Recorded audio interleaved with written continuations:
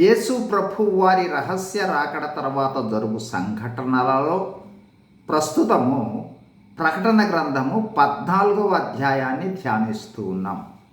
ఈ అధ్యాయంలో గత వీడియోలో మనుష్య కుమారుడు కొడవలి భూమి మీద వేయుట ద్వారా కోయబడిన కోతను, అంటే మొదటి కోత లేదా మొదటి తీర్పుగా చూచాము.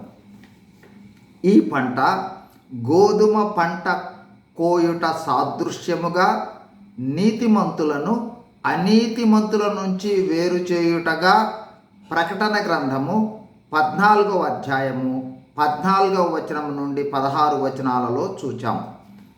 ఈరోజు ప్రకటన గ్రంథము 14వ అధ్యాయము 17వ వచనం. ఇంకొక దూత పరలోకమునందున్న ఆలయములో నుండి వెడలి వచ్చెను, ఇతని యొద్దను వాడిగల కొడవలి ఉండెను.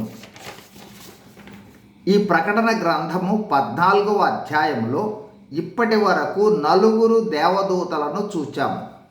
మొదటి దేవదూత నిత్య సువార్తను ప్రకటించింది.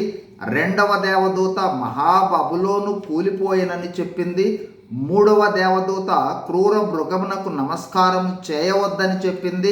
4వ దూత దేవాలయం నుండి వెడలి వచ్చి పైరు పండింది, కోత కోయమని మనుష్య కుమారునితో చెప్పింది.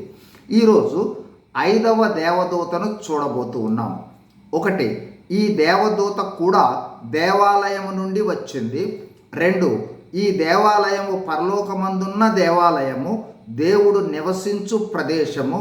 3, పరలోక దేవాలయం నుండి వచ్చిన దూత పరలోక అధికారము కలిగి ఉన్నట్లుగా మనము చూడగలము.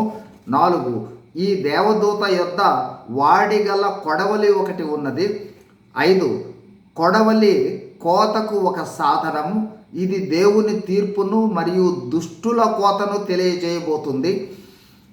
6, ఈ కోతకు మనుష్య కుమారుని పర్యవేక్షణ ఉండదు.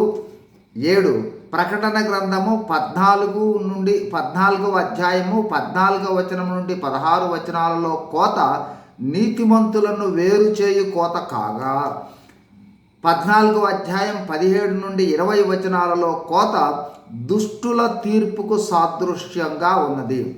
ఈ 2వ కోత వివరాలను మిగిలిన వీడియోల్లో చూద్దాం. God bless you. Thank you.